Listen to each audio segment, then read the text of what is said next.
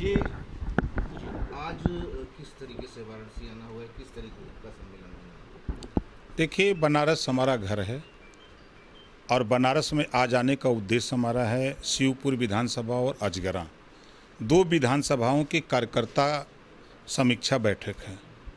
आगामी 2022 में सरकार बनाने के लिए पूरे उत्तर प्रदेश में हम संगठन जो कमी है उसको ठीक करने में लगे हैं। उसी उद्देश्य से हम इधर बनारस आए हैं। वर्तमान की सियासत की अगर बात करें तो ये ताज़ा तरीन बयान आया है मोहन भागवत का।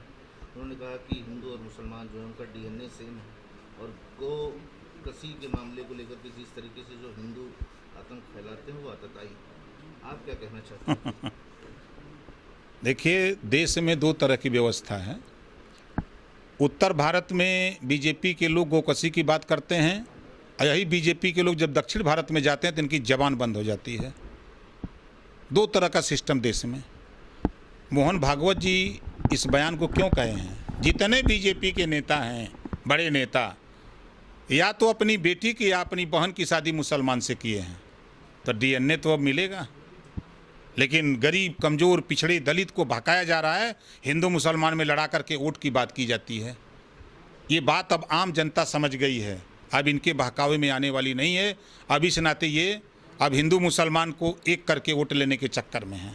आप ही की भागीदारी संकल्प मोर्चा के ओवैसी जी ने कहा है कि जो आरएसएस के प्रमुख मोहन भागवत के बयान पर कि इस तरह की सोच जो है वो हिंदुत्व में गोडसे की चीज़ को दर्शाती है, हिंसा हो, हत्या हो, चाहे बुजदिली हो।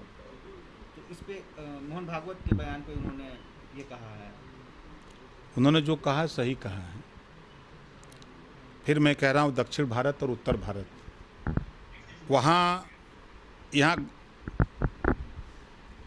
गो मांस पे पाबंदी लगती है और वहाँ गो मांस लोग खाते हैं। एक तरफ बीजेपी के नेता समाज को लड़ाने की बात करते हैं, दंगा कराते हैं, मार कराते हैं। दूसरी तरफ यही बीजेपी के नेता हिंदू मुसलमान की जब नफरत की बात आती है तो दंगे होते हैं। और तीसरी तरफ इन्हीं को देखिए कि ये वहीं जितने मुसलमानों के बड़े लीडर हैं, सब मुसलमानों के, बीजेपी के जितने बड़े नेता हैं सभी मुसलमानों के यहाँ उनके बेटों से शादी किए हैं।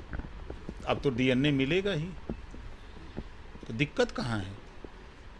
दिक्कत तब होगी जब, जैसे अभी चला रहे हैं ना, एक योगी जी का चल रहा है ना धर्मांतरण वाला कानून।